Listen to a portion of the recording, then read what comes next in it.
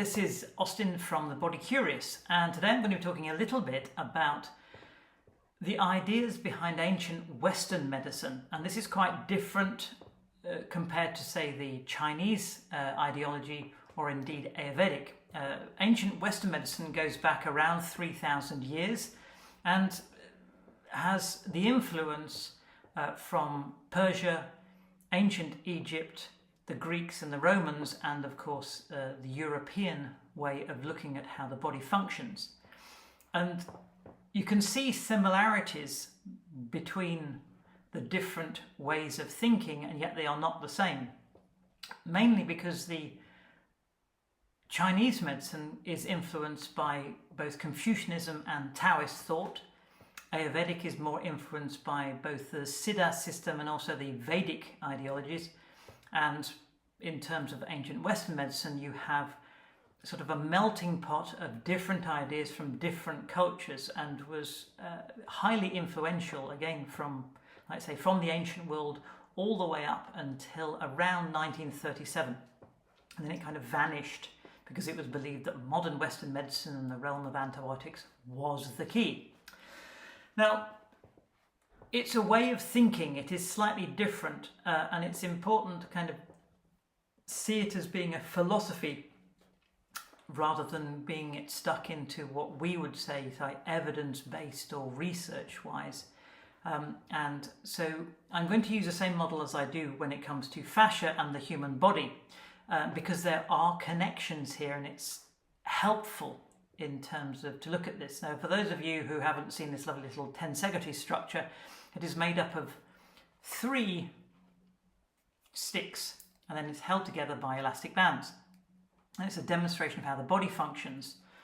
And the reason they're different colours is for a deliberate reason.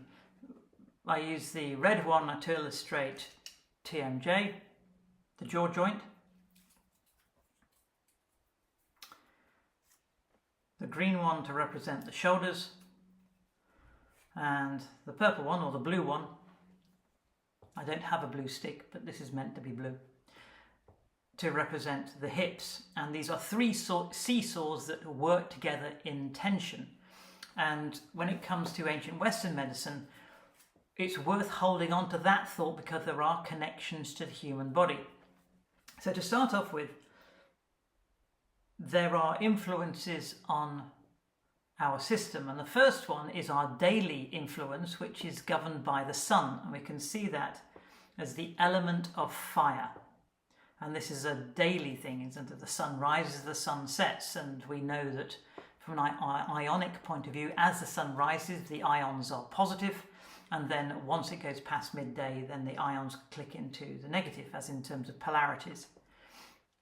So think of the realm of fire, the sun, that daily influence, and is connected in terms of, let's say, the jaw, or this area here, the realm of mind or thinking. Okay. Then we have the influence of water, the moon, as we know that the moon goes in a cycle, of a monthly cycle. We have a full moon and a new moon, and it waxes and wanes, and so therefore this blue, the hips, if you like, is connected to the moon, or the waters of the system. They often seen in terms of our emotions, and you think about it, we have a gut feeling, if you like, and also where the waters of the body, in terms of like the womb and the bladder, these are the waters of life. And so think of the hips as being connected to the element of water, and emotions is that they ebb and flow monthly. So we have the days, the head, the realm of the sun. We have the months, the realm of the moon. And then we have this idea of the shoulders here, or this represents the 3rd element, which is air. And think of those as being the yearly cycle, which is the winds of change. And also, from a bodily point of view, our air, our lungs are around here. Now, these are connected by the life-giving spirit.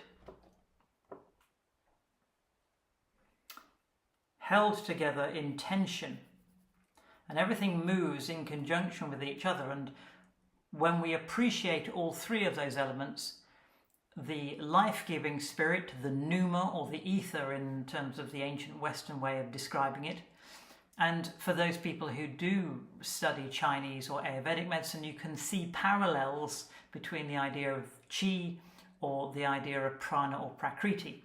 They are not necessarily the same. It's really important to kind of keep these separate. There's nothing new under the sun. Human beings are human beings, but different cultures describe similar ideas in different ways, but they're coming at it from a different angle, both religiously and also culturally.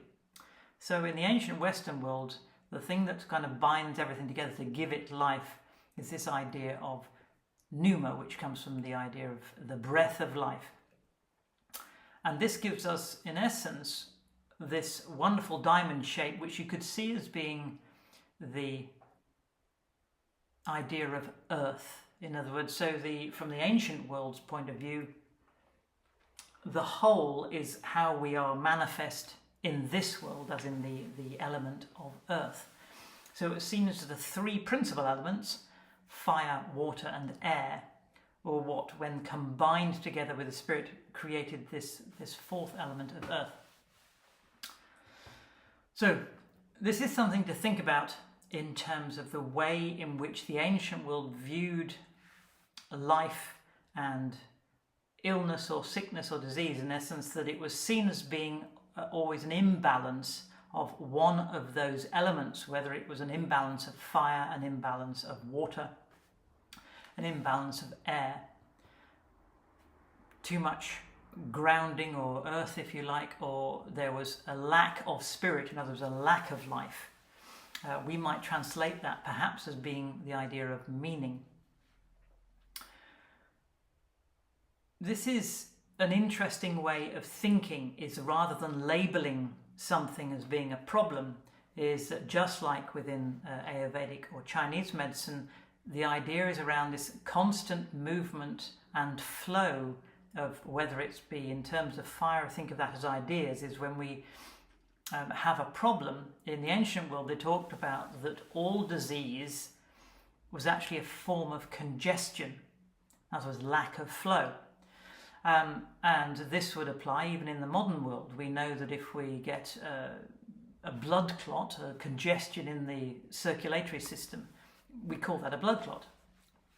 If we have a problem in the lymph system or lack of flow within the lymph system, we give that a bunch of different labels because the lymph isn't moving around. If we have a problem in terms of, let's say, a particular obsessive thought, is that's exactly what it is. It blocks the natural flow of ideas, the lack of flow of fire, which was seen as the idea of fire and life, and the idea of the sun is, in other words, it's almost like our brain is stopping the world turning or stopping the movement of the sun. This is quite a lot of information to take on, but these are ideas that I'll expand on over time. And there is a connection to this with regards to the human body, is that we are simply a reflection of our thoughts. And this is nothing new to those who follow these ideas. And it is the power of how and why we think what we think, how much of it is influenced by what we have been taught, whether it's the way of modern thinking, what we have been taught culturally, or within the family unit. These things can either help us or hinder us, and sometimes they actually cause problems because we believe that they are true. And yet if we upgraded those ways of thinking or saw our body as simply as a reflection of a particular philosophy or way of thinking, or an imbalance of one of those elements, it can sometimes help us see the problem in a different way and enable more flow. I hope that makes some kind of sense. This is Austin signing off. See you next time. Bye-bye.